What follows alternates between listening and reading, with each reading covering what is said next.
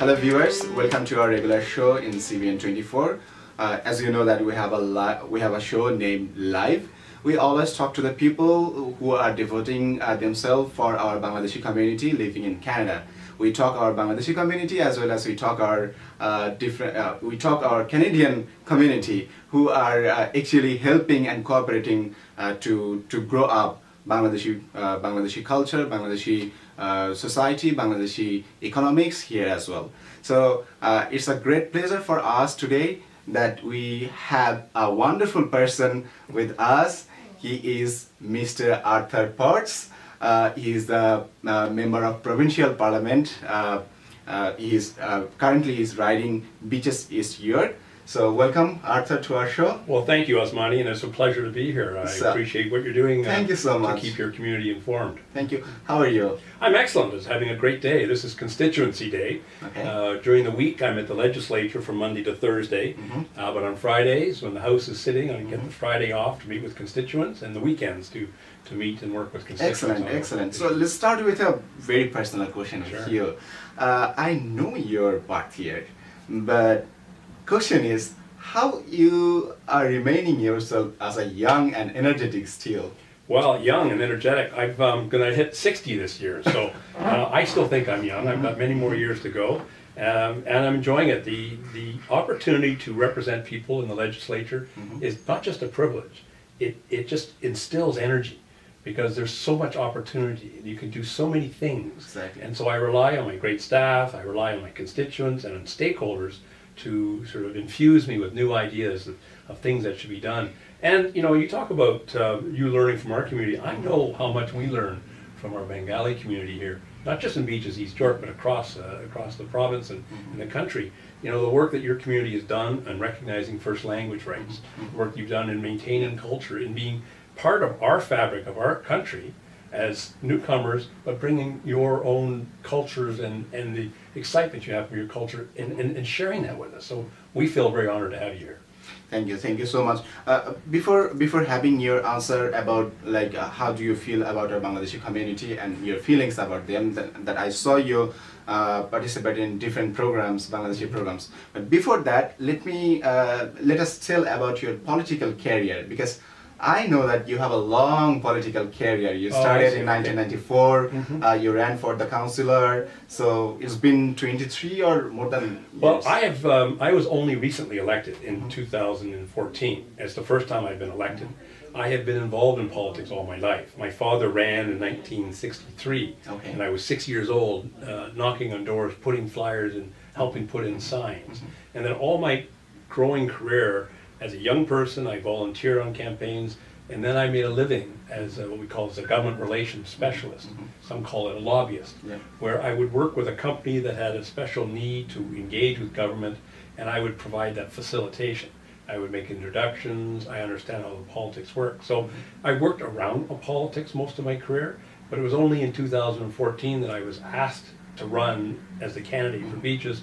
I agreed to run, and the rest was history. Wow, excellent.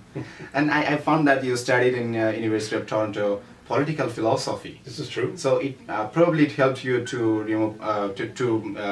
become a politician. Absolutely. I mean, the work I did studying the great philosophers, the Aristotle, to Plato, Socrates, and then a raft of Middle Eastern philosophers who interpreted the early Greeks, and then to Jean-Jacques Rousseau. I have a picture of him on my wall. He's a great mentor of mine, and Descartes, and all these fantastic philosophers. Yeah, they inspired me a sense of social justice, of how an effective community will work. And that's the talkings, the writings of the political philosophers, what makes a just society. And so this has been a focus of my life, is how can I contribute to a just society? And then you started in the industrial relation in Queen's University. So how does it help you to devote yourself to grow up an emerging emerging economics in Canada, all over in Canada? Well, industrial relations is really about the politics of the workplace. So they're very connected in the work I did in political philosophy to the politics of work, where you have the employer, the employee, whether you organize into a union or you stay union-free, whatever the dynamics are, and how do you motivate people to do a good job? Is it just by money? Is it by recognition? the whole concept of work circles, the Japanese notion of inspiring people to make the company great by making themselves great. These are very important. So I took those lessons through industrial relations and I took that into my professional work. That allowed me to work with companies, to be inspired by companies, to inspire companies so they could be better. I always said to prospective companies, I'd say, hi, how can I help you be a better company and make more money for your shareholders? That was my sort of idea. I will participate in a way that they will benefit and not just to make money for myself. So let us know about your role as an MPP. So what you are doing actually, what is your role to do? There are really probably three jobs as MPP. One is to get the general legislation through the House. The new things like we have the Fair Hydro Plan, the Fair Housing Plan, and our budget. So that's the general responsibilities. And then I have specific responsibilities with the Ministry of Environment and Climate Change. And we all know that the world is heating up. And we have to address the emissions of carbon in the atmosphere in a thoughtful way. So we have a plan in Ontario now, cap and trade plan, to raise lots of money that we can then use to spend on programs that reduce carbon. So that's become a very big focus of my work as an MPP. But the third job is the work I do in the constituency. And that's some of the most enjoyable work is when I get out into communities, find out what's happening in my community, assist in building affordable housing, assist in getting daycares open in my community. We're spending money for transportation at the Main and Danforth, where we're going to have regional express rail. We'll have trains coming through that intersection every 7-8 minutes, taking us downtown in 10-15 minutes. So those are that's another part of it. The third part of the job is what you do in your own constituency. Exactly. So let me tell to my audience that Danforth area, which is a mostly populated area where the Bangladeshi people living in Toronto. And Mr. Potts, he is an MPP of the Beaches East York, which is the area of Bangladeshi people they are living. So as you mentioned that you see Bangladeshi people in front of, you participated in different programs. You see them very closely, and I can say that you are an intimate friend of Bangladeshi community. Well, I appreciate that. But I feel it goes both ways too. I've been welcomed, and I am welcoming. But International Mother Language Day, that was a great learning experience for me. And I think the lessons that the Bengali people have brought to us on language has gone right through our culture. And you see this happening in our Indigenous people in Canada, taking a special more interest in their own mother language. So I think there's been good lessons there. I tended to eat suppers and prayers and Mubarak celebrations. It's been. And you were in the flag raising program. Oh well, those are great. We last year for the first time I was able to work with the community to have the community come to Queen's Park, and we raised the Bangladeshi flag and played the Bangladesh anthem at Queen's Park and the Canadian anthem. And this year we had a great reception afterwards there too. So the Premier was there and the Speaker and leaders of the opposition. No, it's a great way we can honor in a multicultural society people's unique culture as part of the fabric of Canada's general culture. So how do you feel when you met Bangladeshi people? I mean, when you take part in those programs, how do you feel? I feel enriched that I'm experiencing another culture, but I'll be honest, I don't see people as Bangladeshi first. I see them as people first, and people with special interests, sometimes. So when I meet someone and their special interest is political philosophy, we have a political philosophy discussion. And I meet someone of Bangladesh and they have an interest in their culture, I get to hear about their culture, I get to see their dancing and things. So, people first, culture second. Right?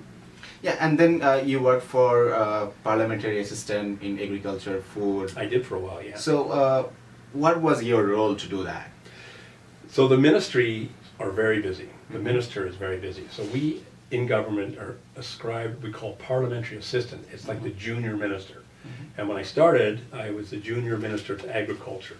And, it's interesting that you're a downtown Toronto person. I live in a city. I don't live on a farm or in the country.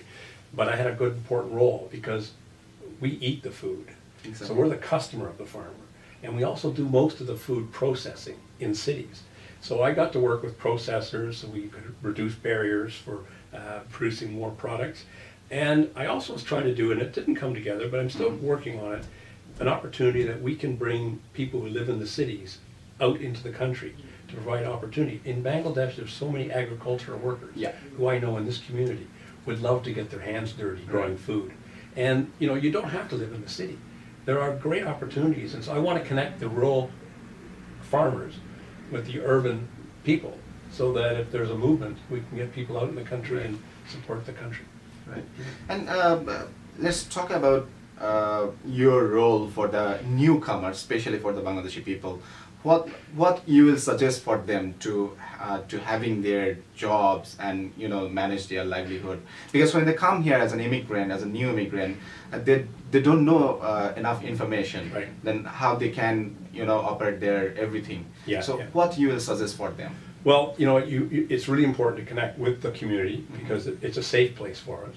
So I'm great. We have many organizations like BCCS and BCS and BIES, where Information and Employment Services, where they're integrating more into our mainstream society, and they can assist with newcomers to understand, how to use the money, the language, how the transit system works, whatever it is.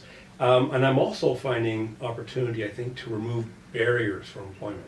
I'm talking with the engineers community, for instance. To get an engineering certificate to work in Canada, you have to be fully proficient in English or French.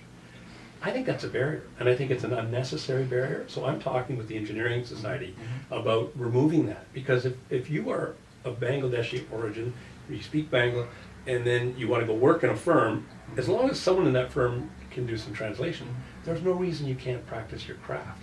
It's the same math, it's the same physics, right? So we have to think about those barriers. It's important that people learn official language of the company, but it doesn't have to be the first thing, because it takes too long then to get and become gainfully employed.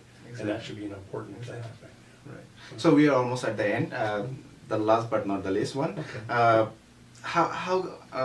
What will you say about our Bangladeshi community? Like, what will be your requirement from us, that how can we work together with you and the community to build a very great Canada? Sure, no, and that's a great question, because the flip side of tolerance is not making sure you erase intolerance in your own communities.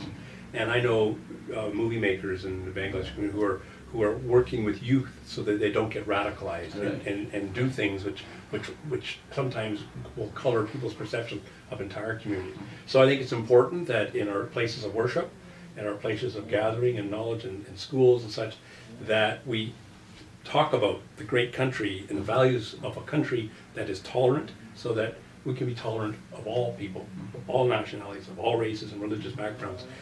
So it's reinforcing those messages. We're all here, as I say, part of the same general group. We are you, and you are me. Exactly. And that's what we should do it. Great. Thank you so much. Thank you Good for having your wonderful, pleasure. wonderful, excellent speeches, and as well as your valuable time with us. Well, thank you very much. Thank you. So, dear audience, he is Mr. Arthur Potts. He is with us today. He spoke about the culture, Canadian culture, and then the Bangladeshi people who are living here in Toronto, how they are devoting themselves, and of course also mentioned about how can we build a great Canada together. So thanks so much for watching us. We'll be coming again with another person very soon. Great to see you. Don't Yeah. So stay well. Thank you so much.